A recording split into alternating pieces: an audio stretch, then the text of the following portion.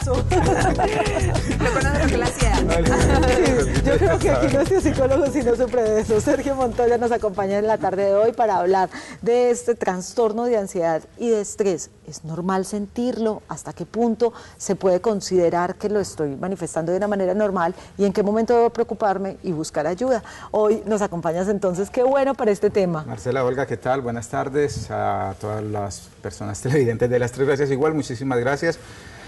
Efectivamente, es una emoción, es una sensación de todos los seres humanos que sentimos en algún momento, que nos ayuda en muchos momentos también, por lo tanto tenemos que dar como un parte de tranquilidad. No hay problema con la ansiedad, no hay problema con el estrés.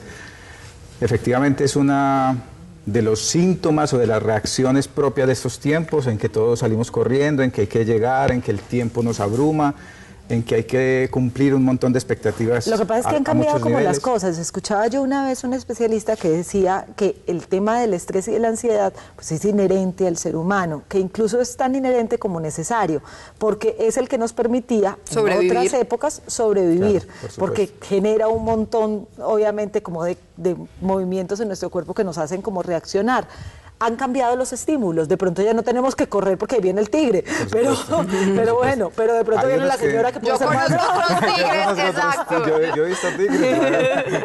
Pero de pronto sí hay otras cosas que nos pueden hacer disparar ese estrés y esa ansiedad. Sí, volvemos un poco sobre lo mismo. En psicología tenemos como dos grandes bloques, los que queremos ver todo como a través de lo positivo, y hay otra versión también legítima, científica, sustentada, pero que se basa más como en el tema de la patología, ¿no? Como ver al ser humano a través de la enfermedad.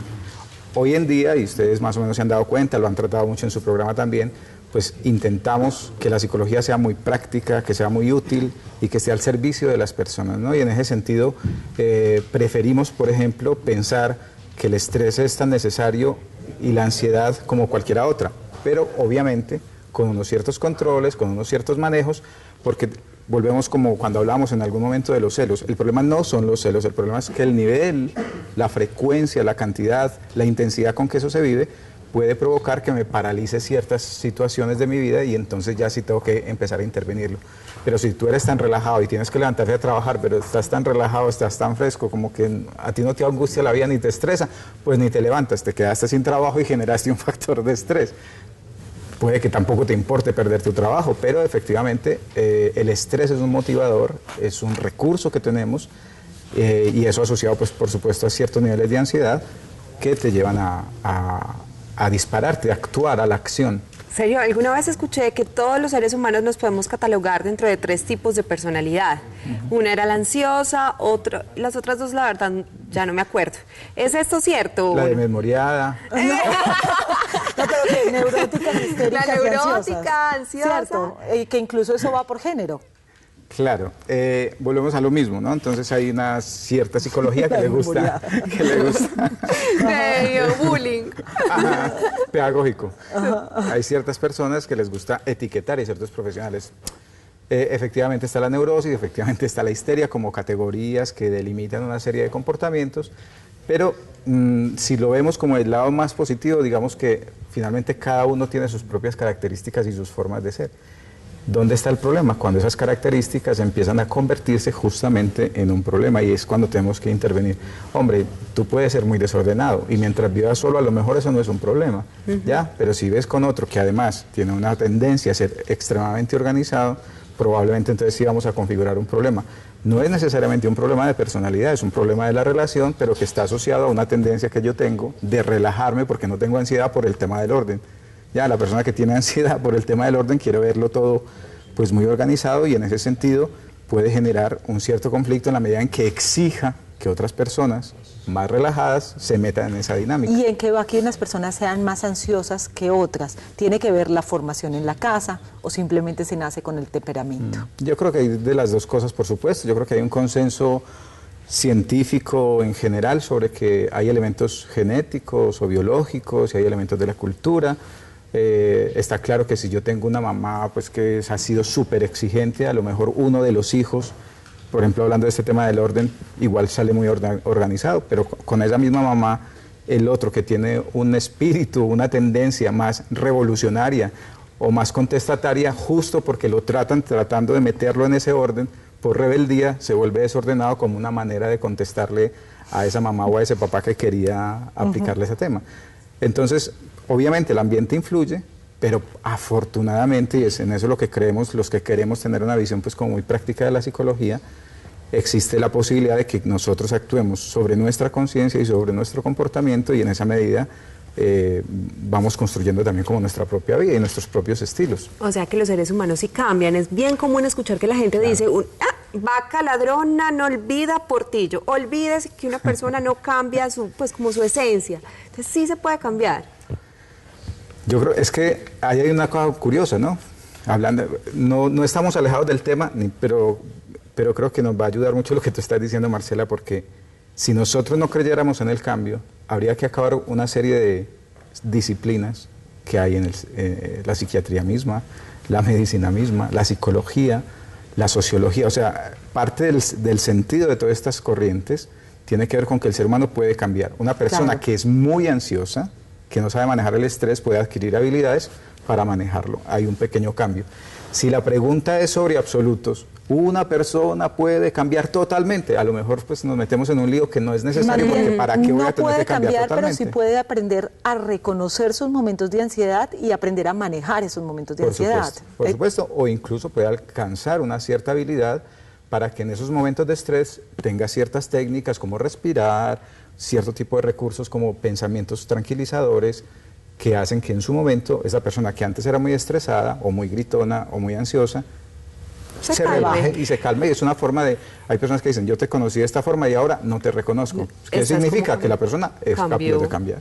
Pero hablemos entonces, como describamos a esa persona que ya la ansiedad se está convirtiendo en un problema. O sea, ¿para qué personas o cómo puedo detectar en mí mismo, los televidentes que nos están viendo en el momento, que ya la ansiedad se está pasando, ya no está en esa dosis natural y normal, sino que ya tiende a lo patológico? La evaluación tendría que ser personal, personal en el sentido de, si yo tengo un cierto grado de ansiedad que tiene, léase, miedos, algún tipo de, como de ansiedad, de impulso que me lleva como a no sentirme totalmente tranquilo conmigo. Entonces, como ese frito en el estómago. Como ese frío que a veces también da como mareo y tal. Y que da taquicardia, que no sienten las puede palpitaciones, ganas de vomitar. Puede ser sudoración, puede ser temblores en la piel, puede ser ganas de vomitar, una serie de reacciones. Eso no hay ningún problema si es ocasional. ¿Cuándo empiezo yo a detectar que eso? Cuando me está ocurriendo frecuentemente. Cuando yo ya desde por la mañana incluso empieza a darme miedo el tomar la decisión de si llevo la ropa correcta, de si voy a salir y que no vaya a pasar nada en la calle, de que si hoy será el día en que mi jefe me va a regañar por fin o que se va a dar cuenta de algún error que he cometido. O sea, cuando ya empiezo a que esa frecuencia y esa intensidad de la ansiedad empieza a llenar y a invadir una serie de espacios. ¿Qué deben hacer las personas que están sintiendo de pronto que esa ansiedad sí está llenando una serie de espacios y que se está adueñando de su vida? Claro.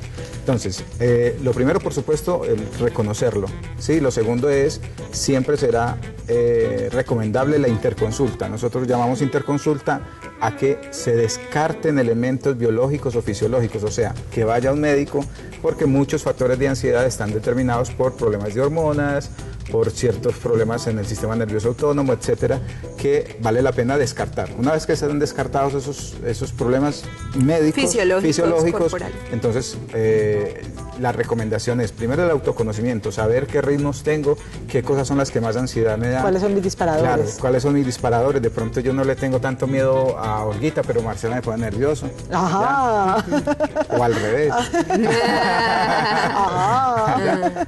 O hay personas que les da miedo montar en avión y eso es una situación que les genera muchísima ansiedad y pasan todo el tiempo en ese proceso. Entonces, una cosa es autoconocerse y a partir de que uno se conozca, entonces empieza a intervenir esos momentos específicos. Por ejemplo, puedo adoptar una serie de procedimientos si me tengo que montar a un avión, ¿ya? O si tengo que encontrarme con una persona que es inevitable que me encuentre con ella, porque ya saben que una de las reacciones habituales ante el miedo es la huida. Claro. Entonces muchas personas sienten que pueden manejar la ansiedad escondiéndose de las cosas que les dan miedo. Eso es temporal, como un ejercicio de supervivencia, pues vale, pero tarde o temprano si te tienes que encontrar con alguien, pues al final tendrás que tener la técnica de decir, a ver, ¿qué es lo que necesito? Cuando vea a esta persona, pues respiraré, me acordaré de mis clases de yoga o mis clases de relajación, o crear entornos en la mente que son muy tranquilizadores. Casi todos Donde tenemos yo me siento ciertos seguro. entornos de seguridad o de tranquilidad. Por ejemplo, cuando yo fui a no sé qué finca, en no sé qué pueblo, para mí fue como encontrar eso, poder guardar esa sensación como un recurso al que yo pueda recurrir en un momento en que estoy especialmente ansioso, puede ser muy útil para algunas personas. Otras personas son mucho más prácticas. Hacer ejercicio, no tener demasiada energía encima porque los pone nerviosos. Entonces, cuando están Eso es lo cansados del ejercicio, están Controla la ansiedad. Están tranquilos, es como la lo que pastillita, quiera. lo que quiera. Exactamente. Es que sí, quienes porque hacemos además es como una ejercicio es pastilla eso. por el tema de las dopaminas y ciertas hormonas que se segregan con el ejercicio que hacen que tú entres en una dinámica distinta. Y, y la respiración también te puede ayudar mucho. Esas técnicas Claro. de relajación son excelentes. supuesto. Mejor dicho, me quité el Aprendí. estrés.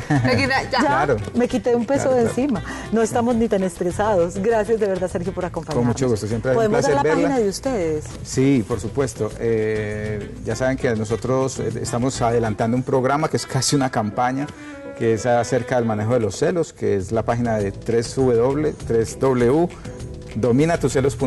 dominatucelos.com, y ahí pues van a encontrar una serie de información gratuita para el tema, y ahí también encuentran los datos nuestros. También está sergiomontoyachica.com, que es mi página especialmente, y también podemos pues con mucho Además, gusto sabes que me atender a las parece un personas tema que nos llaman. excelente, porque es que los celos no solo existen en pareja, hay celos de mamá a hijos, de hijos a madres, Por o sea, supuesto. entre Hermanos, de amigos, de todo. Ahí, O sea, es tenemos un campo tema en la tan nevera fuerte. de hace mucho tiempo, porque es algo que hemos ido descubriendo que nos ha llamado mucho la atención porque no era nuestra intención, que es los celos de las mujeres por los hijos de la pareja anterior,